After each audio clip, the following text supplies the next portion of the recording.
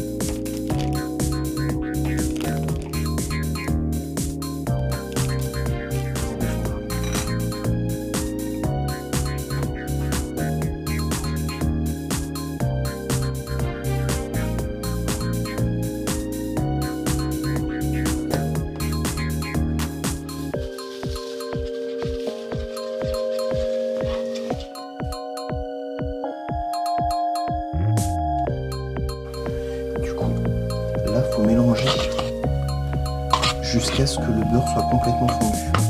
Et une fois que le beurre est fondu, on arrête le feu. Pour le four, il faut le faire préchauffer à 180 degrés.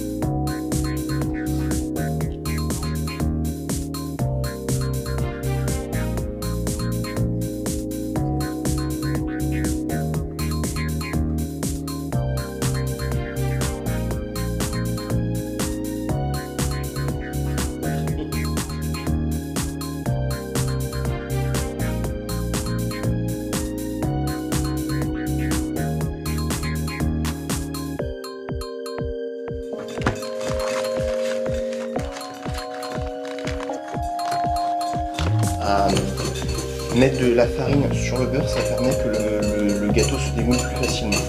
Donc tu mets un petit peu de farine dedans. Voilà. Ensuite tu prends le moule et ensuite il faut le mettre sur les côtés. Donc. Regarde.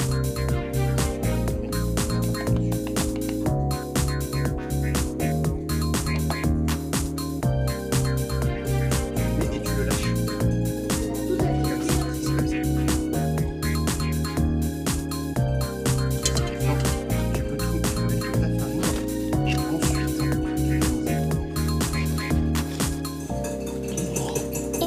Voilà. Ensuite, tu remets tu laisses la cuillère dans la farine. Et tu prends ça et tu secoues au-dessus.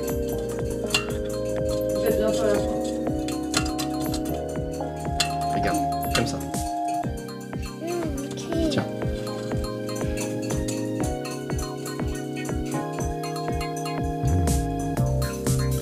Ensuite, une fois que enlève ça. Et ensuite, une fois que c'est fini et que les grumeaux sont formés, plus violemment et essayer d'écraser les grumeaux pour qu'il n'y en ait plus dans le gâteau là. C'est pas moi qui vais mélanger. Non, il faut les écraser. Écraser. C'est bon.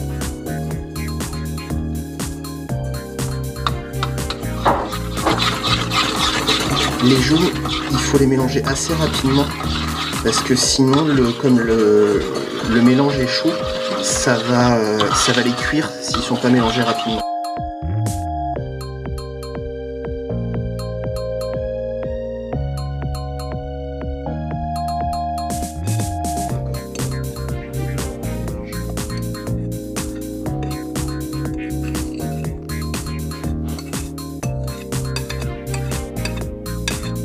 Il faut mélanger doucement pour éviter de trop casser les blancs. Si on mélange violemment, il n'y en aura plus et ça va servir à rien. Ah, c'est quasiment homogène, on va bientôt pouvoir le mettre dans le moule.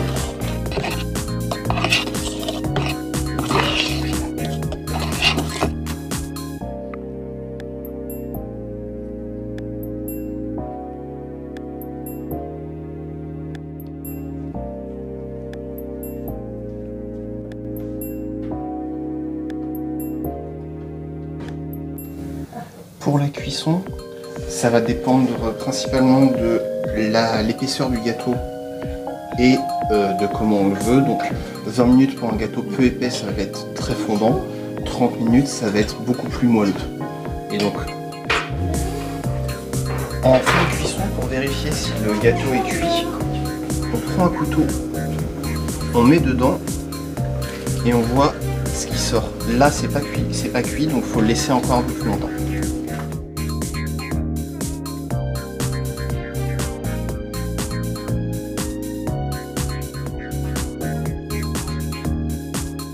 Il faut attendre un peu que le gâteau refroidisse. On met le moule sur le gâteau, on retourne d'un coup.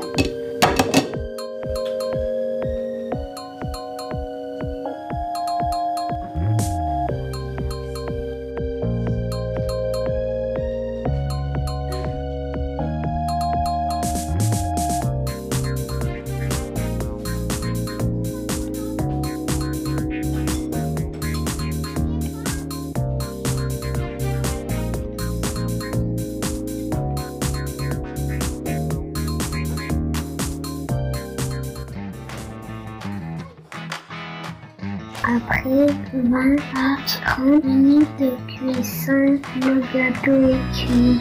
Nous allons pouvoir le déguster. Bon appétit!